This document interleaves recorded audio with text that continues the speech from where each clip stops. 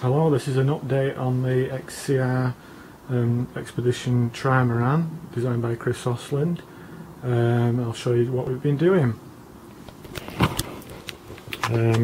We've put a gunnel on here, combing on the edge of the cockpit all the way around. We've made it in hardwood. We've laminated it on, made some cut out pieces for the corner and done these joints here. And that's got one coat of epoxy and one coat of yacht varnish on, a satin finish. We're very pleased with the results.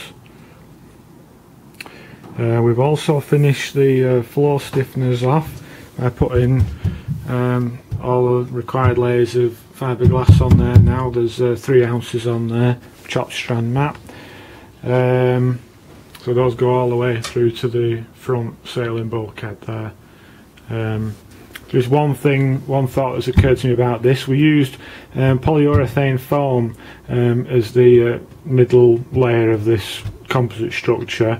The polyurethane foam is not very strong, doesn't really have much shear strength, so it isn't acting like a true composite, where the middle layer carries the shear load between the upper and lower members of the composite.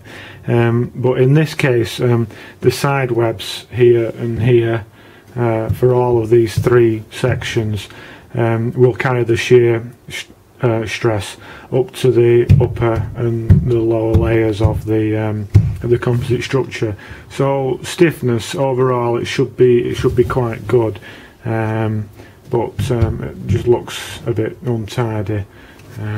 So what else have we done? Well, now I'm on to what I'm going to do, because I spent a lot of time thinking about it, so I might as well tell you.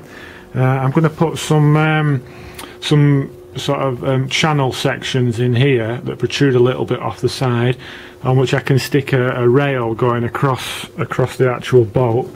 What a backrest can be put on, which will sort of go down, slope down to the floor for the people when they're sitting in it, so there's got some back support. Now this is actually only supposed to be a 2-person expedition canoe, but what you know, for a family day out, I'll probably be able to put 4 seat backs in. One in this back compartment here, where width across the shoulders can be restricted here, so I might be able to put 1 here, and then 2 in the centre section there and there, and 1 in the front section up at the front. So that should be 4 seat backs. What else? We're actually also going to paint the whole hull on the inside and the outside with acrylic based paint, probably. One of the reasons for that is to stop premature aging of the GRP, and also to try and get rid of some of the wrinkles on the hull, because when we laid up the hull last year, the weather was quite cold and caused some roughness of the surface here. That's one of the boat builders, you can see there, hiding quickly. What else am I doing? I'm also going to make some heavier duty gudgeons for the back of the canoe, and these are the ones we bought off Duckworks, which are the race light ones. I think they apply more specifically to smaller kayaks. This is an 18.5 foot trimaran.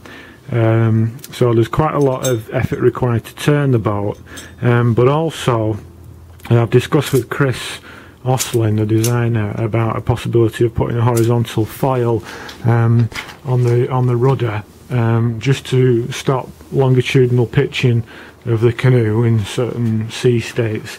So I thought it was going to be better to have a heavier duty design of gudgeon. So I've got some 25mm wide strip, 3mm thick, 1/2 inch thick bar, which we're going to put a ream of 6mm hole down, and then this has got 6mm stainless rod, which we can use to put down the bar. So that should be quite good. And what I'll probably do is mount